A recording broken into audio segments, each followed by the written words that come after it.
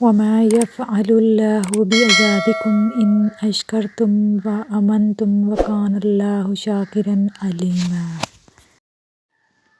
اگر تم اللہ کا شکر ادا کرو اور خلوص نیت سے ایمان لے آؤ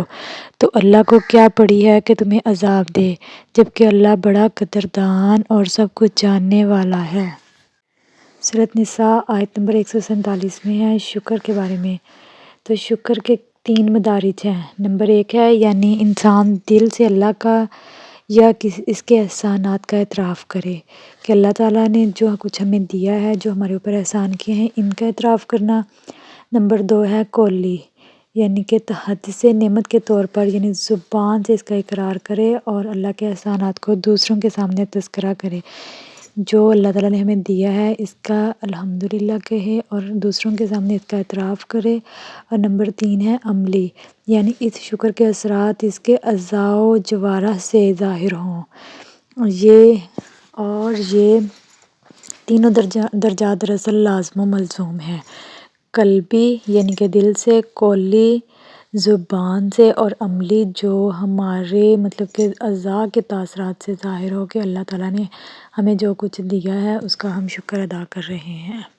انسان جب اللہ تعالیٰ کا احسانات کا خیال کرتا ہے نا، اس کے بارے میں سوچتا ہے، تو اس کو اللہ تعالیٰ کی اس کے دل میں محبت اور وفاداری کا جو جذبہ ہے نا وہ بہت زیادہ بڑھ جاتا ہے، اور پھر وہ اس کو اتنا کہ اس کے جذبات میں ڈوب جاتا ہے اللہ تعالیٰ کی محبت میں، اللہ تعالیٰ کے احسان میں،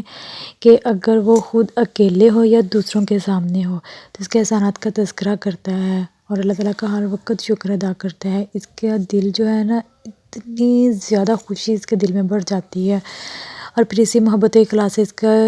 فکر پر یہ اثر ہوتا ہے کہ اللہ کے جتنے زیادہ مجھ پر احسانات ہیں اتنا ہی زیادہ مجھے اس کا مطیع و فرما بردار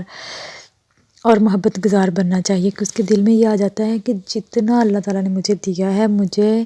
اللہ تعالیٰ کا اتنا ہی زیادہ فرما بردار اور عبادت گزار بننا چاہیے۔ اس کی مثال ایک واقعہ سے ملتی ہے کہ رسول اللہ صلی اللہ علیہ وسلم اپنی آخری زندگی میں رات کو اتنا قیام فرماتے تھے کہ آپ کے پاؤں جو متورم ہو جاتے تھے، یعنی کہ سوج جاتے تھے۔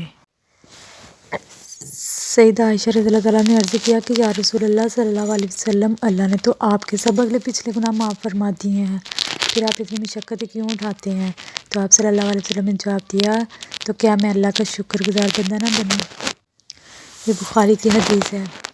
تو سچا مومن جو ہے، جس پر اللہ تعالیٰ کے جتنے زیادہ احسانات اور فضل و کرم ہوتا ہے نا، اتنا ہی اس کے جذبات محبت، خلوص اور وفاداری کے جوش میں آتے ہیں، اور وہ ہر طرح سے ان احسانات کے شکر کا اظہار کرنے لگتا ہے۔ اللہ تعالیٰ کی کسی بھی نعمت کا جتنا زیادہ ہم شکر ادا کریں گے، اللہ تعالیٰ وہ نعمت اور زیادہ بڑھا کر ہمیں دیں گے، اور اگر ہم نے اس نعمت کی ناشکری کی تو اللہ تعالیٰ دی ہوئی جو نعمت ہے وہ بھی ہم سے واپس چھیننے میں قادر ہے۔